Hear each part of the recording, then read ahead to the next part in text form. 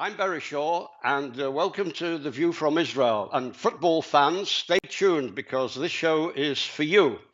As most of you know, the 2018-2019 season is reaching its climax, and we're into the Champions League semi-final stage. We had the last round, which was between, of course, Liverpool and Barcelona, and also Spurs and Ajax. Now, myself being a Manchester City fan, I'm loath to use the word united, but in this show we have two special guests, and we'll be talking about one issue which unites both Ajax as a football club and its supporters and Spurs. But first, I'm very happy to say we have two very special guests on the show today. From London, we have Daniel Wynn. Hi, Daniel. Hi there, Barry. Very good. And from Amsterdam, we have Gideon Coronel. Gideon, are you with us? Yes, I am. Very good. Okay, let's begin by talking about the last game. Took place in White Hart Lane. Daniel, were you at the game? I was working at the game. For the first half an hour, it was a masterclass of passing football by Ajax. They were probably the best team I've seen for many years in that opening half an hour, and I've seen Barcelona this season as well. But then when Jan Vertonghen got injured, our formation changed and our game changed a little bit as well. To only end the game 1-0 down, I was very happy with that. I would have taken that in the first half an hour. And it's all set up nicely for the second leg. I'm nervous, but we have players back. Sissoko will be back, Heung-min Son will be back, and maybe Harry Kane will be available on the bench as well. But Ajax are a superb side, many talented players, and I can't help but being a little nervous as well. Yeah, I certainly felt that first game you were very deprived at the front by both having Kane injured and Son suspended. And I think beyond those two, you didn't have any strikers that were effective at all. I have to agree with you, Daniel, what you said about Ajax being a special side. I want to tell you, I heard on TalkSport that Ajax was referred to as a young Barcelona. Gideon, I understand you came over for the game as well. I did, yeah. Very last minute, but I was there, yeah. What was your impression of this brand new White Hart Lane stadium that Spurs have built? Very impressive. Especially the sound in the stadium when they all started to sing. I didn't join them in singing, but it was impressive. Yeah, okay, the atmosphere must have been great. So how happy were you with the game? Well, as always, I'm a bit nervous for big games, but I think everything Daniel said was spot on. I'm not much to add to it. I think first 30 minutes, Ajax was great, and afterwards it became a bit more difficult. I think Pochettino used the wrong strategy to start with, but for the next game, I'm pretty sure that he won't start with 5 in the back, and then it will be a very difficult game for Ajax to go through. But we have the better chance. You have that 1-goal advantage, away goal advantage. That could be critical in the return game. So now, Daniel, tell the viewers what your personal and professional connections are with Spurs. So, like most football fans, I got it through my father. My father was born in Belgium. In fact, his parents were born in Amsterdam. When the diamond industry in Amsterdam finished, they moved over to Antwerp. When my father was born, he left Antwerp in 1940 during the war and came to London. They settled in Stamford Hill, which is an ultra-religious Jewish area just about 2 minutes from Tottenham. And on a weekend, he would go down to see Tottenham play, and he gave me the Spurs number. And that's really how it all started for me. I've been going since 1975, when I was 5 years old, and I now work at the club as well. I'm their commentator, and you can cut me and I'm mine. Spurs throughout. Very aware of the Jewish connection in Amsterdam as well. I've been to the Ajax stadium on 2 or 3 occasions. It's an incredible place from a Tottenham perspective. Yeah, my background is through my father. I work there now. I've worked there for 18 years. I've been a season ticket holder since the age of 5. It's a massive part of my. I understand. I understand your when you talk about being a commentator. This is actually a pretty unique job of commentating. Tell us more about that.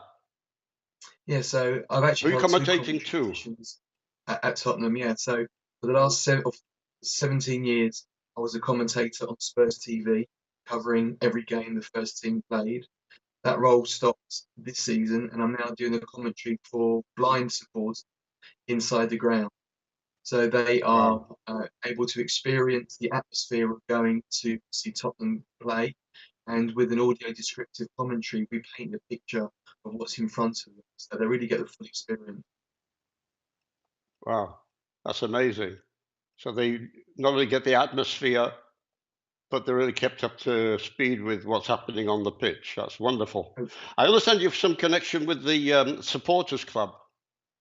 Yeah, so for 6 years, I was chairman of the Supporters Trust, which is a supporters organisation, which is a link between clubs, board of directors, and the supporters. We represented their interest. And I'm also a trustee, one of the club's charities, Tottenham Tribute Trust, which put players in later years who didn't earn the money that players earn, found themselves in different levels of financial difficulty.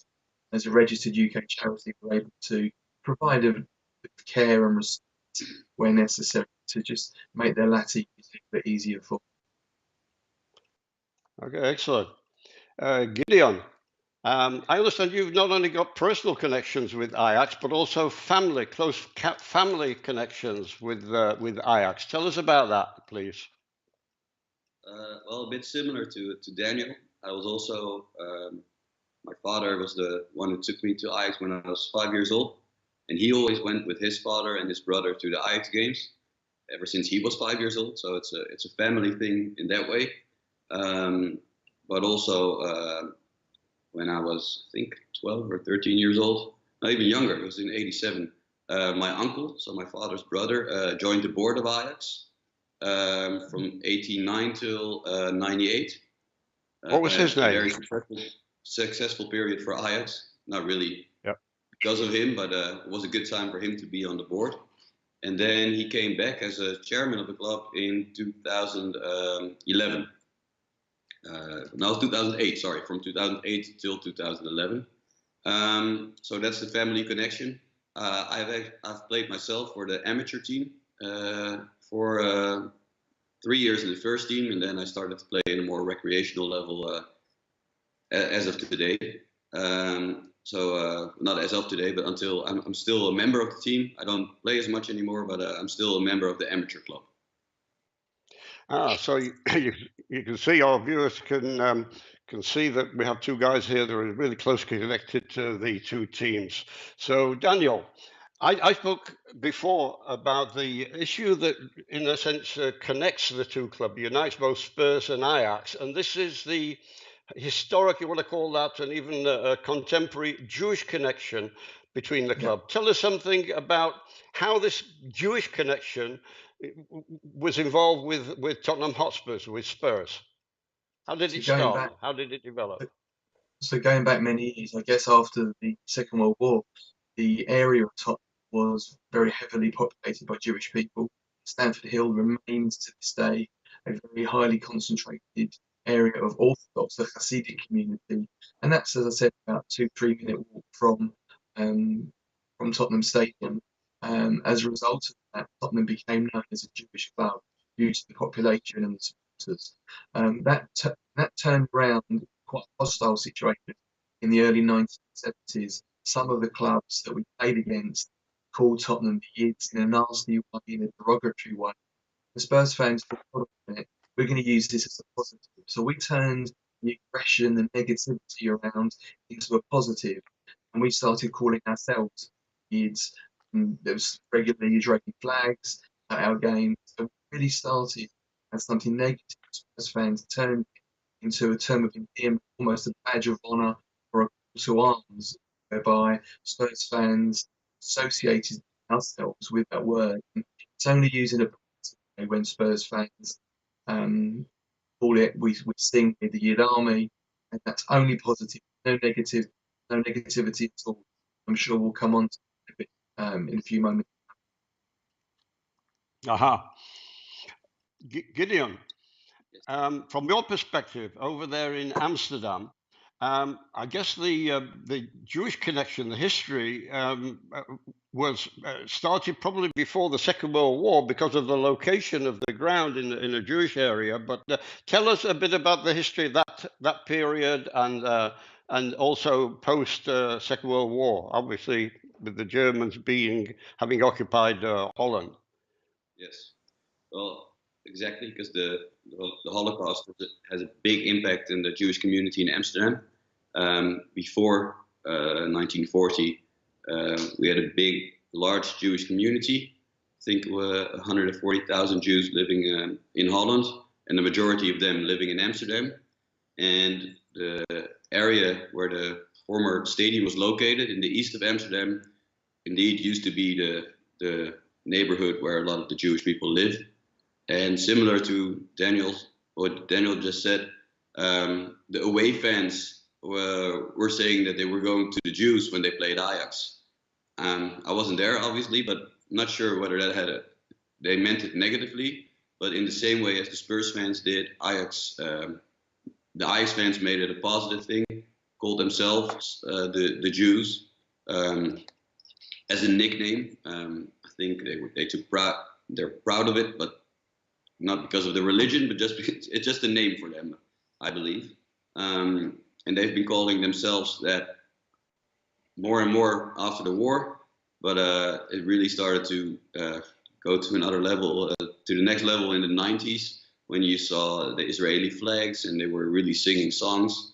At some point, they were singing Hava Nagila Hava during the games. So it really became a big thing for the fans. They identified themselves as Jews, even though I'm convinced they don't know much about Judaism or the political situation in the Middle East. But it's not more than a nickname to them. The negative reactions that it provoked from the away fans are a consequence that I don't think they thought of when they decided to take this nickname, but that's something that happened, and that is still a big thing here in Holland today. You know, Daniel, Gideon was mentioning here the effect of rival supporters breaking into anti-Semitism. I perfectly understand what Gideon was saying, and you have said that really you were chanting Jewish expressions or Hebrew expressions, and even waving the Star of David as a not as a racist thing, but as a proud identification with the history of the club. But I don't know if you read it, but Daniel Finkelstein, the editor of the Jewish Chronicle, wrote an article in the Times last week, in which he was talked from his perspective as a Jewish Arsenal supporter, and how uncomfortable it was for him if he was coming to White Hart Lane and being in the crowd of Arsenal supporters and hearing the horrible anti-Semitic racist chants from the Arsenal supporters. And in the article, though, he was pleading actually with the Spurs and the Spurs fans to tone down their the waving of the flag, or singing about the Spurs being the Yid's army, which, as you said, and I agree with you, was done as a matter of personal identification or identification with the club.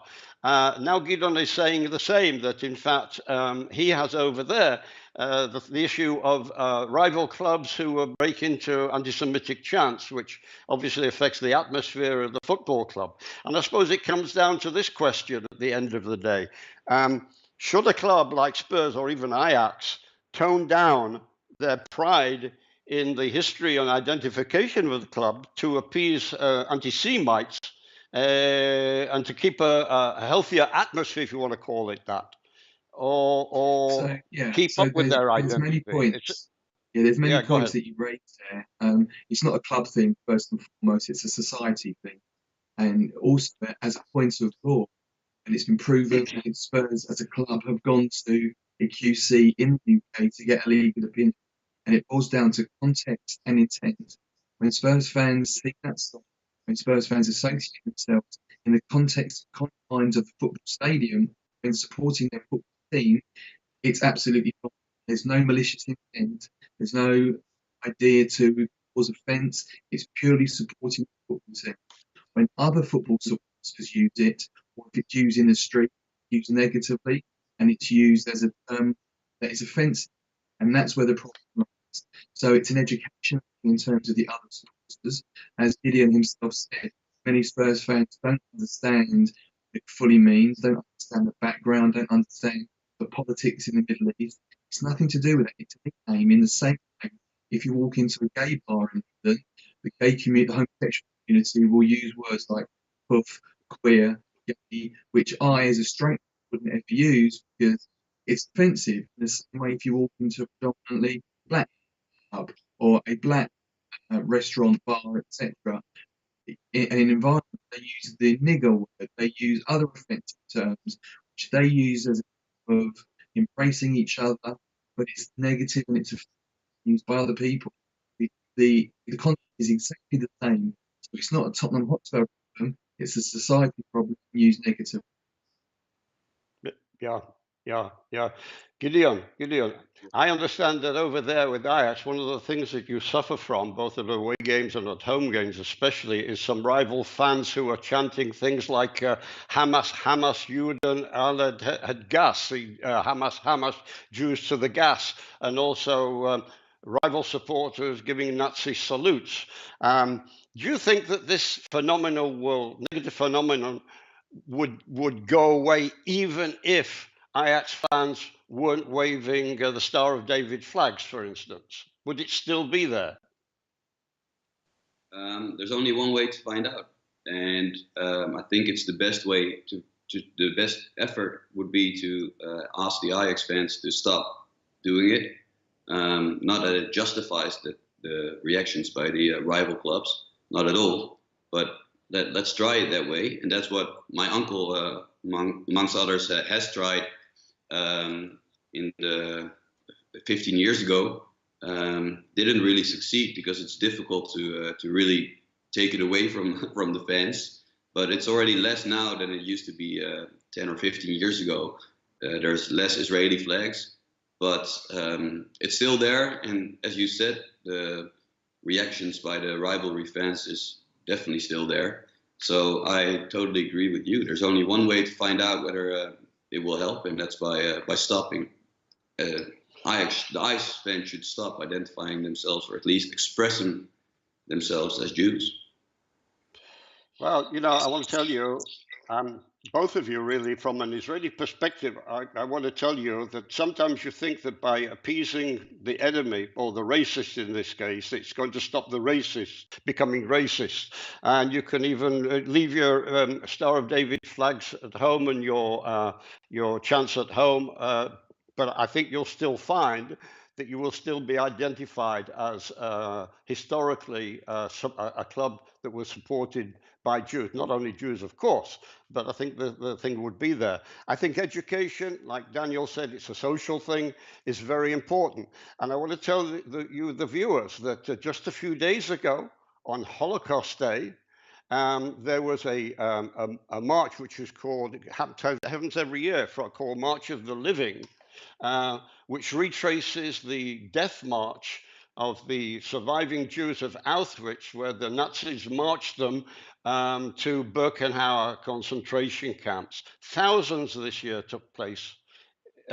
participated in that march from Auschwitz, and including both players and the management of Chelsea Football Club.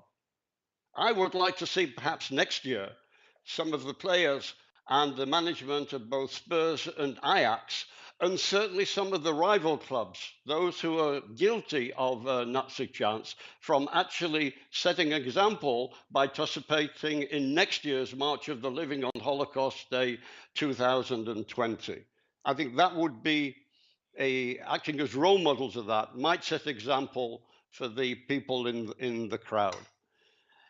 That's on that issue. Barry, So let's end yeah, on, carry on, go yeah, ahead. Barry. So in 2007, when Tottenham played in Tel Aviv, I was part of an official party that went to Yad Vashem. The Yeah. club directors went, and we were there with some supporters for the entire morning.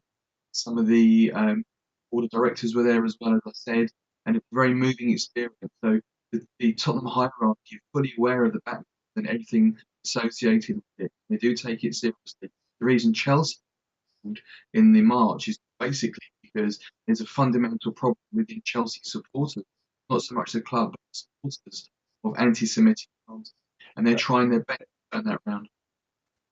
Yeah. Gidon, do you want to come in with that? I didn't catch everything Daniel said, but I know that I think I agree with you 100%.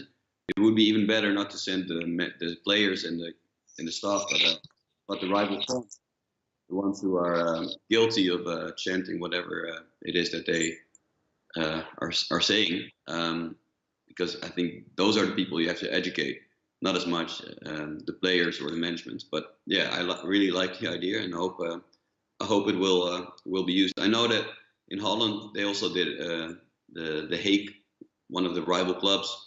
Fans were also participating in one of the March of the Livings. Very good.